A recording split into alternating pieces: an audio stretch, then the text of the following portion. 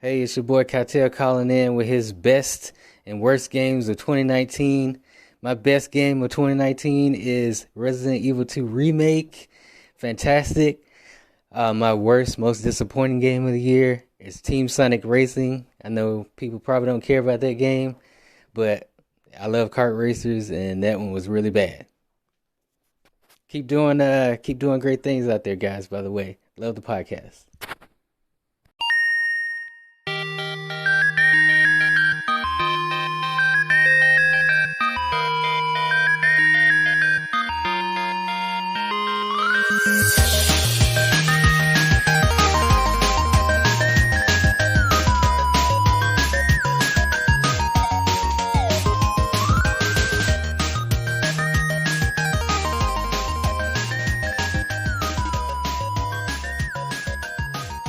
Hey everyone, welcome to episode number 15 of the Unknown Games podcast. That voice you just heard was not mine.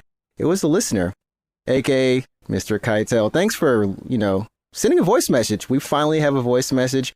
Yes, RE2 is one of the best games this year for sure. And Team Sonic Racing, what? No, no one knows about that. And, but yeah, we are here. And I keep saying we without introducing my partner in crime over here, Alex. What's up? I'm a criminal. I got to change it up for you every week. We got to call you a hero, the most magnificent, and now you're a criminal. Kind of like in Persona, living your dreams. Sure. You're living my dreams, yeah. Ending up in jail and getting interviewed by a super hot prosecutor. You see, you're sounding like it's not actually not a bad proposition. No, it's great. And, so welcome everyone to the Unknown Games podcast. This is a show where we talk about video games, more video games, video game news. Sometimes we even talk about anime and occasionally the wonderful McDonald's hamburger. I have to keep saying it, but yes, we are typically in Japan. I'm not in Japan right now. Alex is in Japan. Sure, I never left. I came on vacation and I forgot to leave. Yeah, the only time you left me was for outer space, but legit though, yeah. You know how Facebook gives you like this day, like today on whatever year? Right. Yeah, so every now and then I'll get a couple of those updates where it's like, hey, here's what you did in like whatever year. And it was like me going to Japan on vacation. You're just like, oh, I'm so excited, or like, oh, this is so cool or whatever. But now that I live in Japan, it just seems like I went on vacation and I just forgot to leave. And you forgot to leave. It's just like a memory that was. Wait, memories are what was. But you know what I mean? Like, because I get that too. That's the title of this week's episode. Memories are what Memories are what was? Okay. All right. Fine. Anyways, yeah. How's it going, guys? Yeah, we're glad to have you here. And for all the people who follow us on Twitter, you guys are awesome as well. And Twitter has been a very interesting place to find new podcasts and just make connections. I've found myself using Twitter more, and this isn't like a promo or anything for Twitter, but I'm just saying, like, I have my own personal Twitter. You can follow me at Adrian Morris. Sorry. And no, but it's Twitter for this podcast has been fun. I've been enjoying it.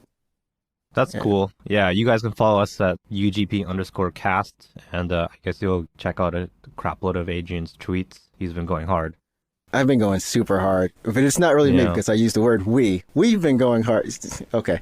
Anyways, I've posted like a couple things. I posted like a few things, but I'll wake up one day and I'll go on twitter.com and you have the blue circle for any account that you're also logged in on. Yeah. And I'll be like, oh, it's a notification. And I'll click on the drop down menu, and it's just like a crop load of new things for the UGP Twitter. I'm like, oh my god, what happened last night? Exploded. Like I just exploded a bunch of tweets out. But this week's episode, we're going to be talking about not explosions or not tweeting, but we're going to talk about 2019. We're going to talk about some games, maybe some movies, anime, just in general, what we like this year. And after that, there's no news. So you guys are scot-free. There's no homework to do. And we'll let you go for 2019. Anyways, Alex, what has been your wonderful memory of 2019? Memories. Yeah, memories. What was 2019 for you? I don't remember. It was the whole year's been a blur. Legit. So I know like I barely even remember January. Um, like I had Shogatsu break a little bit. So Shogatsu, for anyone who doesn't know, is it's essentially the New Year's holidays in Japan. It's kind of like Christmas back Hmm. home, where not a lot of people work. A lot of people have it off. It's almost a week off. Right. And if 'Cause you are Japanese, you go back home to your jikka, like your hometown, I your guess. hometown. And you kind of just chill out with your family. No one works, and you kind of just relax for a bit and come back. So it's more or less what Christmas is to a lot of um, Westerners, right? Westerns, because it's around 4 days, I think 4 or 5 days, but we don't, in Japan, there's no Christmas holiday. Right. So, So I had a little bit of shogatsu. I'm not Japanese, but I still had the time off because I work, well, a little bit of time off, because I work for a Japanese company. And I spent the time pretty much just playing video games and stuff like that, because what else is a foreigner going to do with no family? you can So, watch Netflix. oh wait, you know what? Oh Yeah. man, the whole year's messed up. I went home for Christmas. That's what happened. Oh, okay, okay, So okay. I So, I went home for Christmas, but I came back like in the new in the year. new year. Okay. Yeah, And and I'm then home I for Christmas and New Year this yeah year. this Okay. time around. Yeah. So I came back early January, and I had a couple days to just chill out. I use that time as a buffer so I don't kill myself like when I come back to work, because nobody wants to land and then come back to work. That's true. I'm landing and So coming I back had to work. Yeah, well, I mean, you did that to yourself. You did that to yourself. Oh, I'm Um, just playing. It's good though. but yeah, I had a couple days off, and I just kind of use it to chill out, play games, I think, and then I don't remember 2019. So when we're talking about video games, Yeah. the year for me has been kind of weird because I haven't really been playing new stuff. Mm-hmm. I know like Kingdom Hearts dropped early in the year. I don't play Kingdom Hearts, so I never got on that. That's true. And I'm just having such a hard It's time like hard, right? remembering Like what there, came out. because there's some weird things. Like number one, the older you get, it seems like the year just like starts rolling by. Like I don't remember. I remember literally June, July. Like, oh, okay, the year's half gone, and now it's December, and I find myself having that more often than than Yeah, not, I thinking that agree. this week is gone, this month is gone, and then this year is gone. Uh-huh. And it's just, and then like the time you have, of course, you're like, what am I going to use it for? And I know where all my time went to. Right. And I squandered pretty much my entire year probably. But Y- if I'm thinking about like what games came out, like even if I just well, I mean, we can refer to the Game Awards. So obviously Sekiro and Resi 2 and Yeah, Smash Bros, which I played when it came out for that's like true. the first couple days, and it's good. It's really fun. You had your Untitled Goose Game. That's later in the year, much later. Yeah, no, I played that. That was cool. So I think most of my year for video games was probably catching up on a backlog. So I checked out Yakuza 2. Hmm. I tried to pick up some JRPGs like Tokyo Xanadu X Plus again. Hmm. I had that on PS. Oh, sorry, I had Tokyo Xanadu on PlayStation Vita, Okay. and then I bought the remake, not remake, but the re-release on PS4. I was gonna say, And then who is the not publisher, but the dev on that? Nihon Falcom. Okay, so it's like a So that's traditional Ys. 2D Wow. RPG. Well, 2D No, it's isometric really kind of. fun actually. So you've never played Ys, right? We were talking about this before, but you've never played Ys. I've seen it, but I've never personally played it. Yeah. Oh, okay. So Tokyo Xanadu X Plus, or just Tokyo Xanadu, sorry, it's a weird. I don't want to call it like a weird Ys Persona knockoff, but that's kind of what it seems like. It's a hybrid of them. So it is action RPG that uses a type system like Ys. It's just imagine rock paper scissors essentially. So one type will be better against another type, which is weak against another type. So you have three party members that you'll rotate on the fly. Okay. So as you're in a dungeon and you come across a certain enemy type, you're like, oh, I got to switch my party members because it's that'll do the most damage. So you rotate them out, and then you rotate them out, and you just keep switching them. Okay. So that's the battle system. It's basically the same as the modern Ys games. but it has like a social link system, kind of like the like Persona 3 maybe. Not Mm-hmm. as deep, but you can kind of talk to your party members and spend the points. Can form Similar bonds. to the Trails of Cold Steel games, where when you have free time in your day and you have like X amount of points, and then talking to a party member will burn like one of your points, and you'll lose. Yeah, so like you can only talk to so many people in a day before you're out of points, and you have to rest. That's interesting. Like I think there's a lot of, at least for like the modern RPG, and I don't know if that's just something with the games of the decade. A lot of modern RPGs have that choice to kind of build a social bond, show social experience with your party members, and choose. It's kind of weird. You find yourself doing it, and I don't know. Like you feel like it wouldn't be as interesting as it typically is. You're like, who cares if I spend more time with this person? They're both digital people, you know what I mean? But then you actually find yourself like getting attached to one or the other. So I think that's just, I don't know. I think that's actually a really nice thing that's come about this decade with games. It's probably always been around, but just more so. Well, I mean, I see it the most with JRPGs, and that's probably because of, I mean, it's probably just biased because I play a lot of JRPGs. That's probably why I see that. But no, that's cool. I know Shining Resonance also had that same system. Mm-hmm. So you can talk to your party members, and you can go on dates with them. You can give them stuff, and then they'll like you more, and then that affects your ending a little bit. Yeah. So I have a question. Like, so this happened to me in Japan, but I want to know if this happened to you. Did you ever find yourself thinking of like your social, I don't know, your social network, or like how you arrange your time with Japanese friends or peers, similar to like a JRPG? No, because I don't have any friends. Dang. Well, that just, it's like, and my point was derailed. But I mean, like, it happened to me when I just had a lot of people were just like, hey, let's do this. Let's hang out. Let's go here. Let's do that. And I'm like, and I found myself for the first time, it was actually right as I was playing Persona 3. And I found myself asking myself, do I really want to spend time with this person? I could like increase my bonds with this other person. And for a whole year, I ran my kind of social engagements that way. It's a nice way. It's a good system. I mean, I think that's just like what people who have schedules naturally do.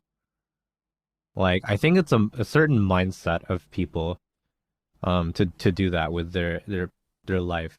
I can't do this.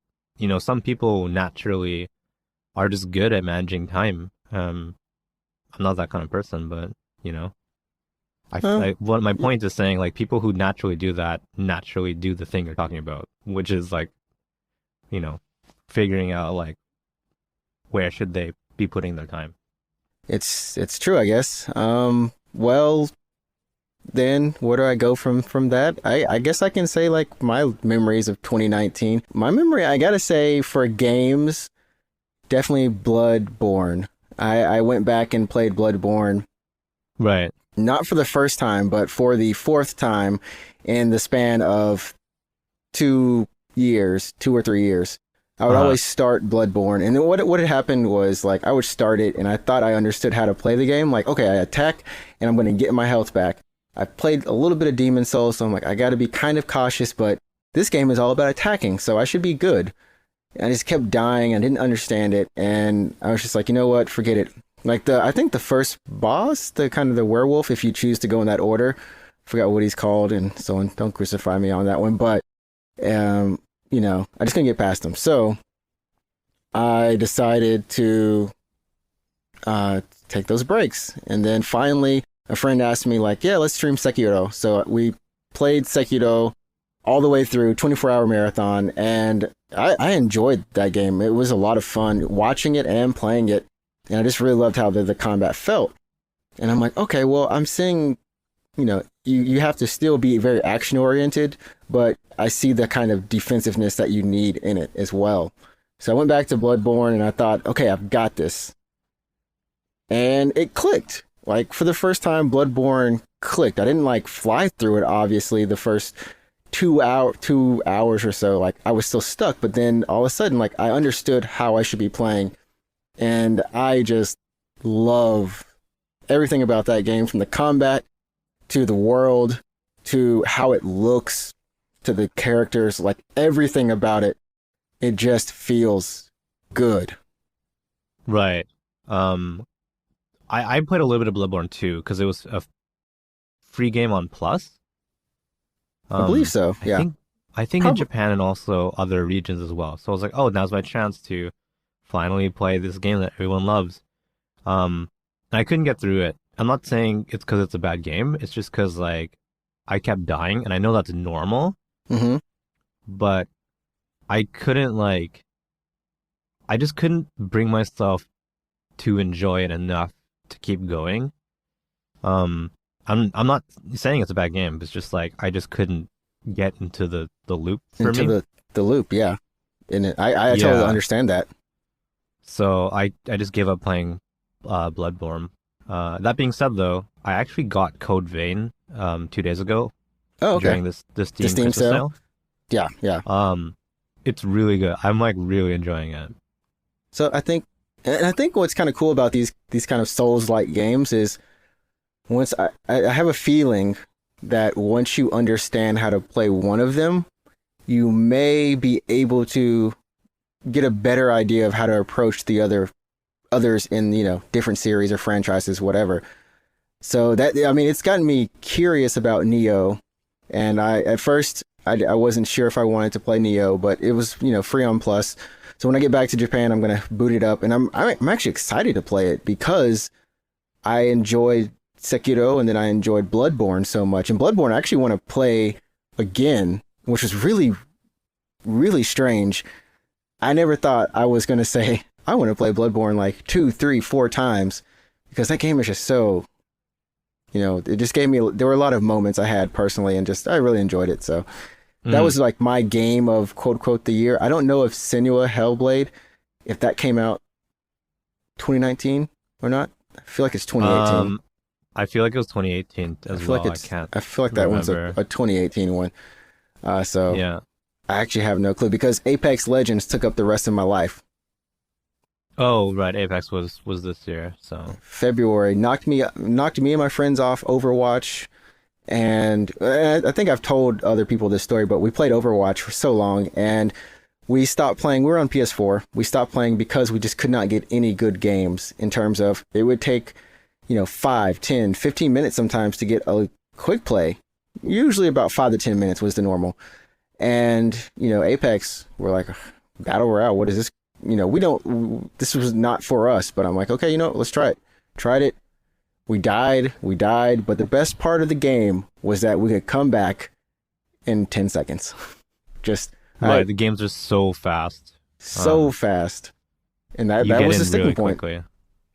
That's and to this day, like, my friends tried Overwatch again last night, and they messaged me and they're like, yeah, it still took us like 5 minutes to get a quick play match. I'm like, that seems not that bad, but compared to to Apex, in there. Yeah, I'm curious to see if you were playing Overwatch on PC, if your matches would be a lot faster. That's what I'm curious about as well, because I feel like they should be a little bit more faster. I know that overall, the Overwatch community, that is an issue, or was an issue that they've addressed. They've tried to address, and that's one of the things, the features in Overwatch 2, is that you'll be able to play different game modes while waiting for your game to start. So it's definitely an issue that was there. I don't know if it's still going to be, but you know. Yeah. Is the community on PC primarily? Is the people that really, really, really play Overwatch, are they on PC, or like where is the community? They're on PC. I mean, it's just, you know, with any of these kind of, you know, team games, majority of them are on PC. Now, there is still a good base on console, and then we also have the issue of we're in Japan as opposed to being in, like, you know, stateside. So that also kind of hurts our, you know, chances of finding games sometimes. I think the Overwatch community in Japan is definitely not as active. Like, I can feel it. I think, well, one of the nice things about playing on PC is you can actually change your server. So when I play with my friend, very rarely, let's say once every year, yeah. I'll boot up Overwatch and then I'll patch it because hundreds of patches have Patch that come out 40 since then. gigs. Yeah. Yeah, but you can actually change your server on Battle.net. Mm-hmm. So if you were like, I want to play on PC and I want to play with Americans, you can just change your server. No sweat. No sweat. I think how we used to change our server was we would make someone the party leader or whatever. Like we would join the person in America, like their party. And that's what happened. Yeah. So we could get onto like that server. But yeah, Apex took over most of my gaming time. And of course, that's all she wrote in terms of games I played. I feel like it. Yeah, I mean, for me, it was mostly backlog and that kind of thing. I can't even like really remember what game that I got super hooked on throughout the year. I tried to get through a little more of Valkyrie Chronicles 4 because that game was like I love that game. I still haven't finished it, but the gameplay is pretty fun. It plays pretty well on PC, which is where I'm playing it now. Okay. I bought it for PS4 and then it came out on PC. And then I was gonna play it on PC because I prefer just to have all my games on Steam, like on a hard drive where I can like launch them real fast. Okay. But there wasn't Japanese support for the PC version at first, and I really wanted to play it in Japanese. Right. And then like later down the line, they're like, "Hey, good news! You can now play it in Japanese." And I was like, "Oh snap! There it is. That's what I'm doing." And I'm gonna. It's like that's the one right there. So I'm gonna. And then I rebought it, and then I switched it to Japanese. So we talked about this last episode, but like if you really wanted to like study Japanese, it helps to just play a lot of games in Japanese. And a lot of JRPGs on Steam allow you to change the language to Japanese. You can play them just in its original form, I guess, to put it one way. And it's like I said, find a game that doesn't have the most crazy vocabulary. I started actually playing my first Japanese game was Monster Hunter Portable Third, and that was really no. Yep, and that it's actually really interesting because when people would, I bought it in Japan, I played it in Japan, and I had no clue how to make items. Like there were like for the longest time I could not make and I don't know item names because of this as well, but I don't know how to make the bug trap. Like the electric trap. I didn't know how to do that. I always thought that the net was a spider web because I was going on the icon. And then like, I know it says net, but it just didn't register. And then there's so much kanji on my little PSP screen. And at one point I'm like, I don't know what's happening. So all I knew what to do was this green bottle is health. Drink. If I get hit, I drink. I stay out of the way of the big boys. Teammates, do your thing. I'll come in for one hit and I'll try not to die. Because I was playing with, experienced Monster Hunter players and they never explained it. All the different, mechanics. So then I come home. So funny. And I had no one to play with in the US, but I was in a gaming circle or a club in college and I was just like, man, does anyone play Monster Hunter? And my Chinese friend was like, dude, you play Monster Hunter? Yo, let's play. And for the first time, he just literally taught me how to play Monster Hunter. He taught me how to make items. I still didn't know the names of them, but I knew what they did more or less. You're just like, oh, this icon does this thing. Yeah, this icon does this. Okay, this makes more sense now. And he became my mentor. And then finally, my friend, when Monster Hunter World came out, that wasn't this year. That was last year. Okay, yeah, when World came out, my friend was like, dude, you're like my senpai. Teach me. I can't teach you how to do it. I'm going to tell you that the green items combine to make a better green. I'm going to teach you in the worst way ever. That sounds like Resident Evil, like herb mixing. You take your two herbs and you mix them together, and you have a mixed herb. And then you have more health that you can get from that mixed herb. Yeah. Did you play RE2 this year? Because I didn't play it, but no, I didn't. I actually just I can't play spooky games. I just have a hard time playing spooky games, so I don't spooky. do it. So Resident Evil, I don't consider as spooky. Well, it's a different kind of. Yeah, you can't do jump scares. Yeah, I guess. Because there's horror games like that are more like psychological horror, and then there's just like jump scare games. So I can do jump scare. I can do jump scare games like Dead Space is to this day still one of my most favorite Oh, series. Dead Space. Yeah, yeah, Love yeah. Dead Space. But at one point in the game, you literally just start stomping the things just like for fun. I'm sorry. Maybe that's just me. Yeah, I want to get kind of overpowered, or not overpowered, but you get a lot stronger. Yeah, you don't really fear them or anything. I think the only thing that ever gave me a jump scare in Resident Evil was like RE4 and the dog first popped out in the graveyard or something, and it just for some random Oh, and reason scared me. yeah. Well, I mean, so I think one of the cool things about this year, of course, were those remakes and the fact that Oh, one day, there's like a trend. Yeah. yeah, there's a trend of remakes, and I think now if you're growing up and playing games, you can finally play Resident Evil 1, 2, and 3 remade, really nice graphics, really well done at that On one console. on one console, and then they better not do 4. Don't do it again. Please don't. Well, they will, because why not? Because, I don't know. You're Yeah. right. You're right. There's been a lot of remakes recently, and I think the cynical people will call it a cash grab. And to some degree, like, I don't know, maybe it is, but I really like it because you're right. Having all your games on one platform is so convenient, and that's partly why I like playing games on PC, because PC never changes. You know what I mean? Yeah, it never does. So like, when Call of Duty Modern Warfare got remastered, everyone's like, yeah, I can play this game again. And I'm like, I could always play that game because I could just reinstall it. And it was just like, I could play it. And you guys have, modders who can give you some nice texture work without the developer's help Right. for So that's certain why, games. that's kind of why I prefer just having all my games on PC, because you don't have to worry about, dragging out a PS3 or something like that. And hooking it up. So, It's a journey. But I was gonna say, outside of games, were there anything that movies or anime, anything that kind of like you watched this year that got your attention? well, I mean, I saw Tenki no Ko. What's the word? What's the Yes. title in Japanese? Weathering with You. Weathering with You, yes. Right. So I watched that like a lot of Japanese people did. I think it was #1 for a couple of weeks when it first came out. Because like a lot of other people, I saw Kimi no Wa. What is Your it? Name? Your Name? Yeah. In English? Yeah. That movie was so good.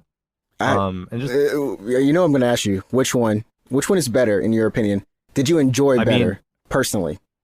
I have to say Your Name because, and here's the thing. I think Your Name hit hard for a lot of people because that movie invokes so many memories of the March 11th earthquake from 2011.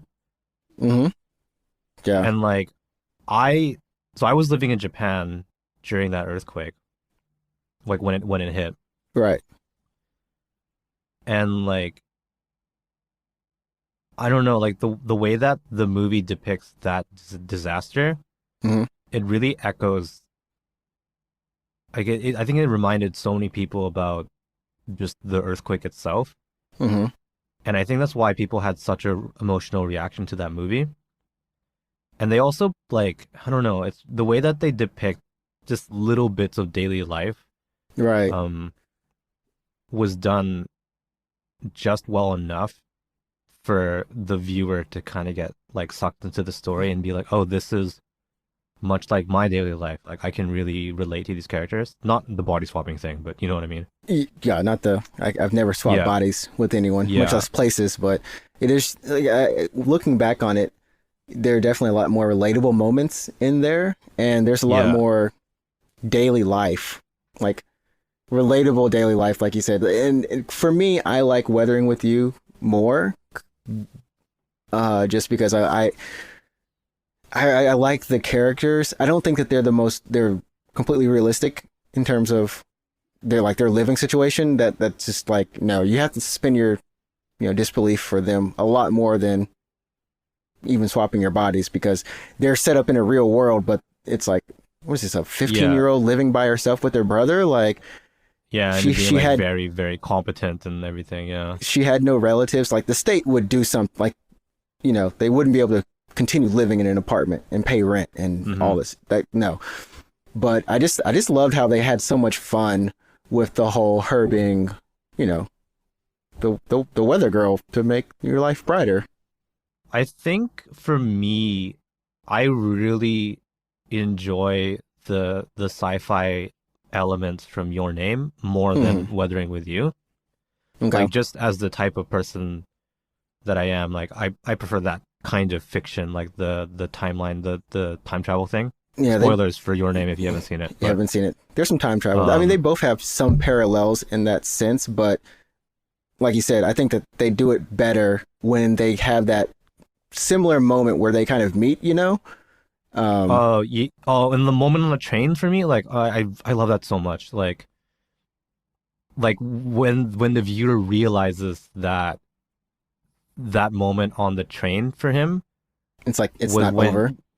When that's when she had like attempted to go to Tokyo to see him like before she died. Right. Oh man. Anyways.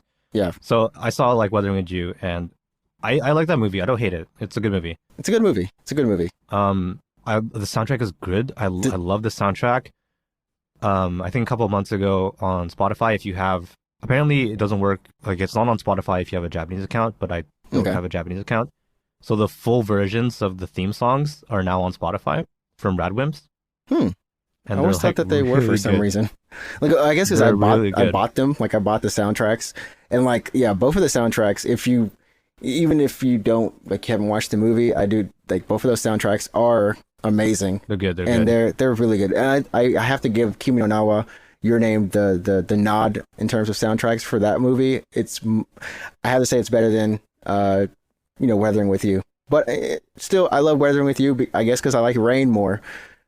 I'm a fan of the Rain. For this soundtrack, I think Kimi no Nawa has the better soundtrack, but for theme songs, I want to say maybe Weathering with You. But like, what I mean is, if you buy the soundtrack for Weathering with You, it says like movie edit for the theme songs, but now they have like the full non-movie edit versions. Yeah, and they're like Grand Escape full version is so good. Dude, so like I need to buy that album because I saw it released like a couple weeks ago, right? It's called Complete Version. It's called Weathering with You Complete Version. Because I wanted to listen to Grand Escape so much that I just bought that. I bought the 2. Is it a 2 minute and 50 seconds? It's short. It's like half of the actual song. The full version is like 5 minutes. It's so short, and I was just like, you know what? And oh man! But I paid like $2 for it. Yeah, on iTunes, right? On Google Play, but yeah, Japan. Okay. Getting our money. No 99-cent singles here. So it's called Weathering with You Complete Version, and it has the full versions of the theme songs, and the full version of Grand Escape is 5 minutes and 39 seconds. Yeah, and I think there's 7 tracks overall? 7? It is 6 tracks. Okay, yeah. And you get the English version of the main theme, which it's all right. It's fine. Anyway, sorry. Yeah. Weathering with You is super good. That's the movie that I saw this year. For other anime movies, I also saw the Pokemon movie, which is a remake of the first movie. Yes, and my super short review of that is it's fine. Okay. I just hate how they remade the movie shot for shot. So it's a remake of the movie shot for shot, but just in 3D. And I'm like, you had the opportunity to like do something different, change some shots. Yeah, make them a little different. Like add in some extra things, add in a cool thing. Like maybe, I'm not saying add new Pokemon per se, but you could have done something different. You chose not to. I mean, that was not a Pokemon movie. And then I saw the movie for Bunny Girl Senpai. Oh yeah. Yeah. So I heard that one was kind of rushed, but was it fulfilling? Was it fulfilling? Okay. You have to see the series, the anime series, before you watch the movie, because it's a sequel, obviously. Right. So the series is based off light novels, right? Mm-hmm. And then the movie itself is just one of the light novels that are after the light novels that the anime is based off. Mm-hmm. But that movie was really good. I saw it with my girlfriend. She cried like twice in the movie. Really? Wow. Yeah. It's I didn't cry, but it has moments like you know. I mean, I probably would cry. I cried to Super Smash trailer, so it's Then you would have cried a lot. Yeah. I Have you been seen bawling. the anime series though? Yeah, I've seen the anime series. I like that series so much. So They have the best banter. That's the best banter. Oh my god, the main character is so good. For me, there's a couple there's a couple anime series that I like to revisit every now and then. Mm-hmm. Like I'll just be like, oh, I'm in the mood for this anime series. So for me, I would say that's probably K-On! Oh gosh, K-On! You can't. Yeah, I recently found Anohana. I don't know. You can skip that. Oh, And gosh. Angel Beats. Angel Beats is like I like going back to that every now and then. I can't go back to. Why? I mean, I want to preface it with I've never seen it, but it doesn't seem like my cup of tea. And I think I have to add this one Bunny Girl Senpai to that list. I mean, it's a solid list though. Like I give you your props, your respects. I was trying to think of anime I saw this year. I know I did see, of course, Weathering with You. I also saw Penguin Highway. Pretty sure that was this year. And that was literally what happens when a bunch of penguins come to the world, or potentially not come to the world. It was a kind of trippy movie, but it was good. I enjoyed it. Very beautiful. And I also saw the Dragon Ball Z Broly movie. Oh, in English or Japanese? In Japanese, in 4D, 4DX, so seats Cool. rumbling. Yeah. Best movie experience I've ever had. A Dragon Ball movie, yeah. The Dragon Ball movie. I have to say, like, first of all, of course, like the seats are rumbling, right? And you have, wind and the rain effects coming down. But they really did take the time to calibrate every punch. And when you're, of course, Dragon Ball characters are always going through cliffs, and every impact feels different. Almost every impact feels different. And so like your chair is rocking and being, impacted in various degrees. It's just insane. Is there a smell for the 4D theaters? There for is the 4D movies? There is smell, but I don't think that this movie didn't have smell. It'd be funny if it did. It just smelled like sweat, like in the theater. They probably could have. Like, I literally came out of that theater and I was just kind of, like when you have like a really cool experience and you just don't have words, but you're just like, man, that was awesome. It's so funny that you're this hype on a Dragon Ball movie. I mean, I'm not really making fun of you, because I did want to see it, to be honest, actually, but I didn't end up going. I will tell you, every Dragon Ball fan, if you can find it in 4D, if possible, it's find probably this. Not 4D anymore. Yeah, it's probably not. This thing was on fire. It's better than going to a theme park, better than going to your mama's house on Christmas. That made no sense, but it's amazing. It's a wonderful experience. Do you like the Japanese voices? Oh yeah. I mean, I don't have a problem with them. I'm used to them. So I'm like, I almost always prefer the English voices for Dragon Ball. That's just because I grew up on the English voices. Mm-hmm. Like it just seems like, I don't know. I just enjoy Dragon Ball way better in English. So I was playing Dragon Ball Fighters, right? Right. And like the first thing I did was like switch it to English, the English voice. Like, yeah. So I've been recently. I think 2019 for me has been. I've been playing more games in Japanese. I've been just trying to put in the effort to play games in Japanese. Mm-hmm. And then this is like the one game that I was like, no, I'm not doing it. Put it in English. I don't need to say their one-liners in the language set, because in fighting games, those one-liners they come off like every other second. So.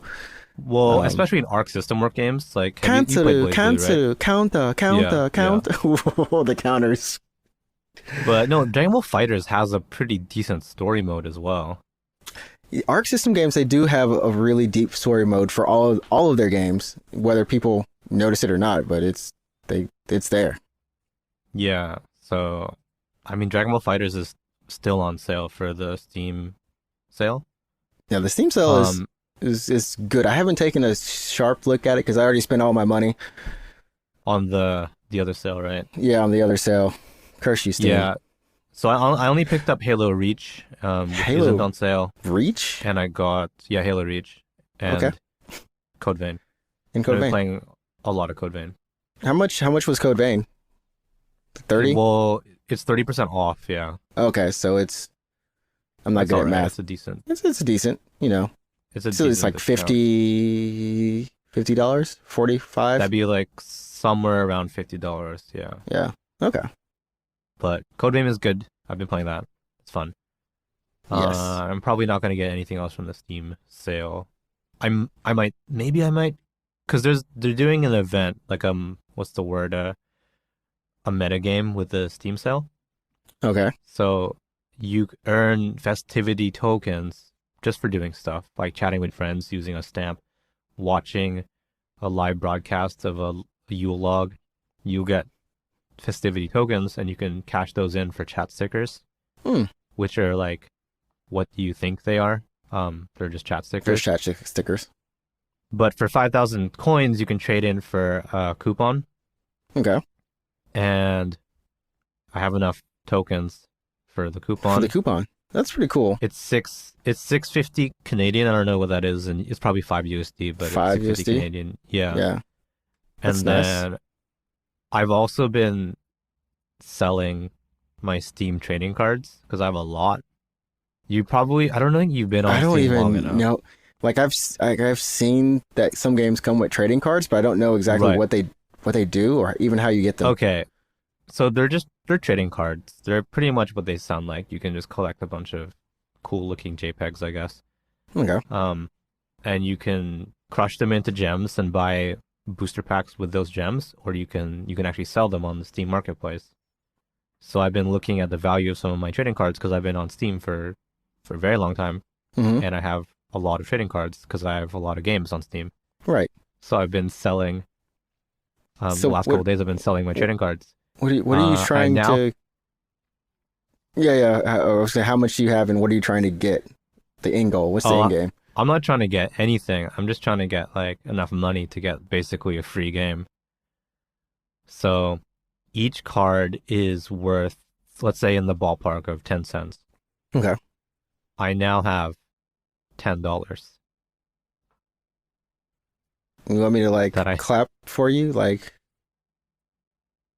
that's I mean, awesome. Like that's that's a good thing. You know, that's you're saving. I'm proud of you, Alex. Working hard. Well, I mean, like, I didn't think they would sell, but people are actually are buying them. So now I have $10. Crazy. So they're buying them like you don't. It's not like you just press a button and it's like sell. You're actually selling them to other people. No, it is like you just put them on the marketplace. It is a button click. It's Okay. just sell. Okay. And then it puts it up on the marketplace. And then someone is like looking for a specific card, and then they see that you're selling it, and they'll buy it from you. That's crazy. That's I actually mean, like- legitimately crazy that they like Steam has this weird.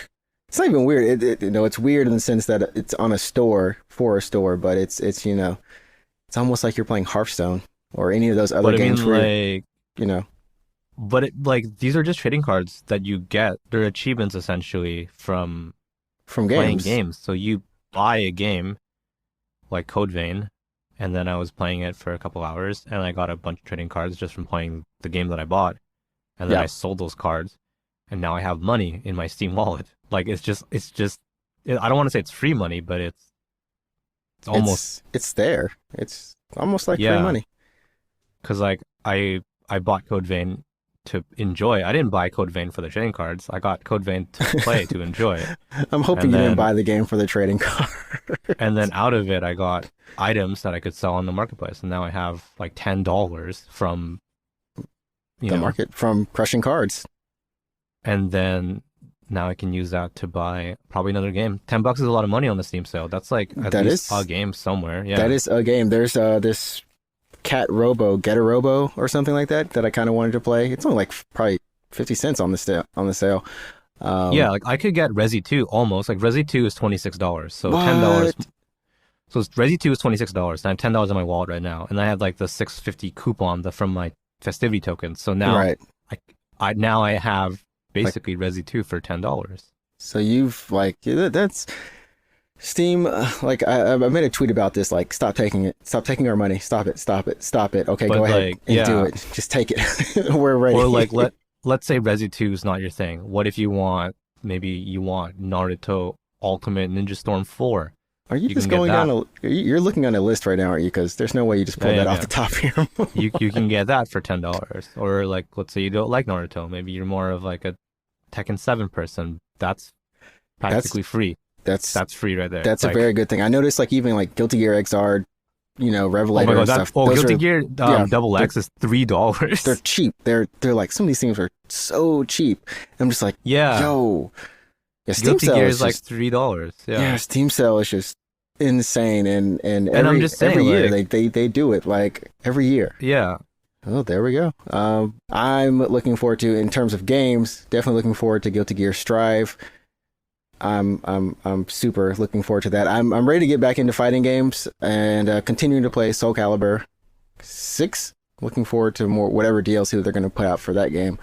So I think for me next year is fighting games, and of course there's FF7, which I'm not going to get to because I'm going to choose to play Last of Us 2 and Cyberpunk 2077 with my time, and then going through my backlog.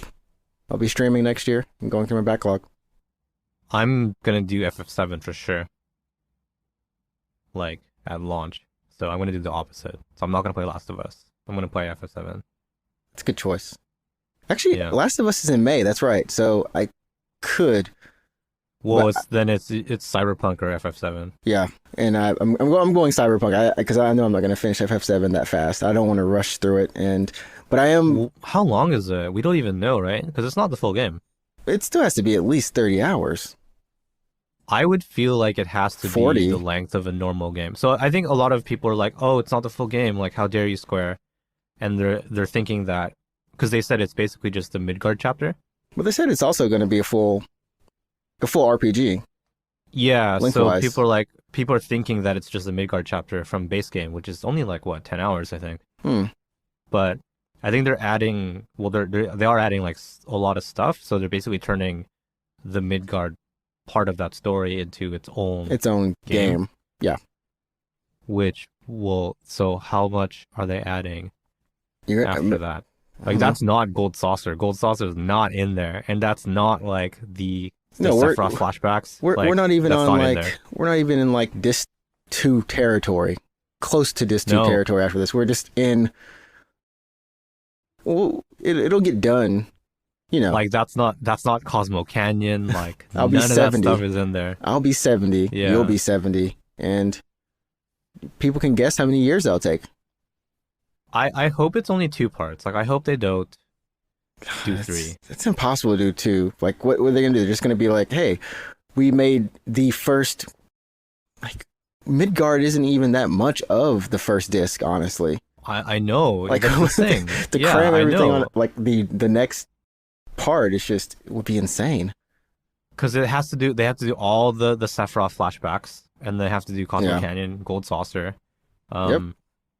The mines, I'm thinking that's a thing, right, in that game? It's Mines, been so long, you know. right? And don't forget like the City of the Ancients, like that whole thing. That whole thing. Like, Like I said, just go ahead and someone make a Xenosaga. That'll tide me over. yeah, That's my 2020 wish. Xenosaga announcement. I want to really play Xenosaga so bad. Someone is gonna do it. But that's my schedule. What are you looking forward to? You said Final Fantasy 2020? 7 for 2020. Yeah. Yeah, Or what are your plans? FF7. My plan is probably to play FF7, and I mean I want to play more games in Japanese, and I want to finish more games that I start. So I play a lot of games. Pretty much, I buy a new one almost every month, Mhm. but I don't finish them. Not usually. So I want to try to finish more games. I want to continue to do more things in Japanese, and I want to. I don't know. I guess I'm looking forward to FF7, and hopefully it doesn't suck. What else is in 2020? Like Kanagawa Gekros? Like I don't like. Yeah, what? I just want you to have like a conversation with someone like, what games are you looking forward to? FF7 and Kanagawa Jet Girls. What? Yeah. Well, yeah. I'm gonna get Kamigawa Jet Girls for January. For sure, I think it's yeah. January. January or Oh, February. it's so soon. It's so It's really soon. No, it's January. Yeah, January jet So ski racing in the winter. We'll be racing that river in no time. We'll be racing that river together in no time. That's a good. Like the DLC. Like I don't want to pay for the DLC, but I feel like I need to because it has the Senran Kagura girls. Oh, Yeah. So that's Yumi and Asuka. And it's like you can't not have them. You can't not play as them. You know what I mean? that's true. You got to have the classic, the good classics. Kamigawa Jet Alex Girls. is looking it up. Next year is also the release of new consoles. So we'll have PS5 with its Oh my god. whatever's happening, yeah, and PS5. Xbox Series X. Wait, is it Xbox X Series X? That would have been crazy. No. It's Xbox Series X, which could soon change to Series Y and Z. And then it becomes a Pokemon series, Xbox, the Pokemon Chronicles. I don't know.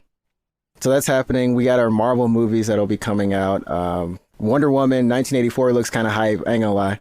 Looks hype. That and Scarlet, not Scarlett Johansson, but Black Widow, who was played by Scarlett Johansson. That trailer dropped. I know there's a new Ghostbusters that's coming out with homie from Stranger Things. And Mike from Stranger Things is driving. But yeah, there's a lot of fun to be had in 2020. And yeah, I'm looking forward to it. Of course, the podcast itself, UGP. We're doing big things, hopefully, next year. I say this like I have no clue. I mean, we'll continue to do what we're doing, which is winging it. Yeah. Yeah, I wanted to mention real quick about the Xbox Series X. I was like, what? Like, there's no TV that supports 4K at that speed, 120 hertz, 120 frames per second. Yes. I linked you this on Discord, but LG has a TV. It's the LG C977, which is I'm looking at this 4K thing now. TV. It's a 4K TV that has variable refresh rate. So if you have a console or a computer connected to it, it'll sync the refresh rate of the TV to the output of your frames, so you don't have tearing or anything. It doesn't look weird. Okay, which is insane. They just released the firmware update that supports 4K at 120 hertz, 120 frames per second. And you can get this all at the lovely price of... It's 5K USD. Yes, you can get 4K in 5... Wait, you can get 4K for 5K. Yeah, so if you have the money and you're like, money is no question, I want the best of the best, then LG has a TV for you. But that's it. So we were talking about like, there's no TV that even supports this. That's not true. There's a TV that supports this. Wait a minute, Alex. I'm not sure if this is like a thing or not. I clicked on the 55-inch version, which is only $1,500 right now. You're saving it's cheap. They have a deal going on. But I'm going to assume everything, it has everything that you wanted, it looks like. Yeah, maybe it looks like it might have like variable refresh rate. So. Yeah, so if you can buy it now for $1,500 for the 55-inch, you're game. You're good. It even has, and this is crazy. Okay. You buy a $500 gaming monitor and you just play it on that. What you just proposed just upset one of many people that they could spend less money. If you absolutely need to have a TV with these, features for a gaming console or a PC, then LG has a product for you. But if you're like me and you don't watch TV, just get a monitor. Just get a big monitor. If anyone remembers the old Visa or MasterCard commercials, it's like, but for everyone else, there's a gaming monitor. There's a gaming monitor. Oh man, but this has been our winged episode number 2. We've been going 15. This is the 15th episode, and we haven't stopped. We've gone every week. We've prepared content for you all who are listening, and it's been a lot of fun. It's been our, Alex has been working the wheels over here, doing some editing. I did the earlier edits. I'll be back on editing probably when I get back to Japan. So we're trying to keep the quality solid and stable, and then of course improve the quality. We do this podcast, of course, out of our own pockets, but out of our own love. At the same time, we really do like talking, and how can I say? We really love, like, sharing the news, sharing what we love with you all, and we hope that you'll also do the same and do something wonderful with your time. Put something great onto the world. So that's I guess, I don't know if that's our mission statement or if we just like to play games and give you a perspective on Japan and some life that we live here. But you can follow us at UGP_cast on Twitter. You can also do the same thing on Instagram. We have an Instagram now. There's a YouTube channel that just has last week's episodes up the week before. I don't know if it's a value bet if you're listening to us here. So if you're listening to this on YouTube, then you know that you're a week behind, and you can jump to our Anchor page at anchor.fm/UGPcast and find the latest episode. It's also on Spotify or whatever, Google podcast, that's all there. But if you're listening to this on those platforms, now you know we have a YouTube channel, and we might use it for other stuff as well. So let us know if there's any content that you would like to see in a video form on YouTube, and we will see if we can get to it. Exactly. And remember, you can leave a message on our Anchor page or voice message. The link is there to leave a voice message, just like at the beginning of this show. We love to hear from you all. And of course, follow us on Twitter. Really, Twitter is lit. I ain't gonna lie, Twitter's lit. I love Twitter. But follow us. Twitter is lit. Twitter is lit. 2020, Twitter, will you still be lit, or will TikTok just continue to just drive the world? I'm not opening a TikTok, guys. No. You should do it. It'll be me just dancing to old songs that aren't hip anymore. But 2020, yeah. Good things are going to be happening for the podcast. Good things I hope will be happening in your lives and in our lives as well. And with that, we are going to take our leave, I guess. You set the tone and play some video games. We'll be back after New Year's. I'll have a bonus episode for you guys next week, so enjoy it, and peace. Sounds good. See you guys later. Play Karamari Damacy. And Chrono Cross, or Chrono Trigger. Life rocks. Alright. Alright, peace. Peace.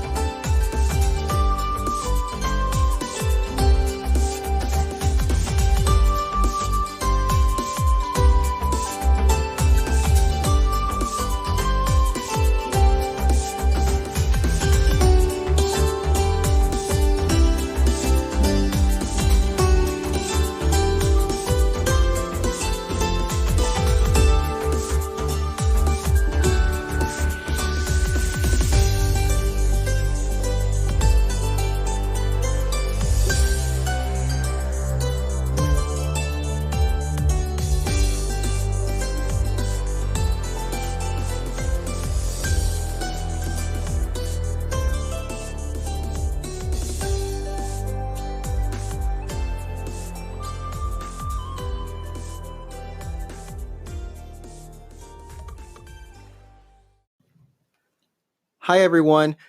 Yo, it's me, Adrian, and I got to give a shout out to our sponsor, Anchor, for being not only our sponsor, but also for being our host. Now, Anchor is an amazing way to record and publish, distribute your podcast. Seriously, everyone, we were looking through so many different options, but Anchor has been such a wonderful place and a home for us. Number one, it's free. It's free. Yeah, it's free. I said that 3 times because that was home for us. And also, you don't have to worry about uploading only a certain amount per month or getting rid of episodes. Free unlimited storage. So that is huge point for us. And we also want to say that Anchor allows you to edit and upload your podcast, even record your podcast, not just from your computer, but also from your mobile device. That's right. I'm recording this from my mobile. Yeah, see, I sound just as good as on the PC. And that's really cool. You can do it anytime with friends and just be as creative as you want.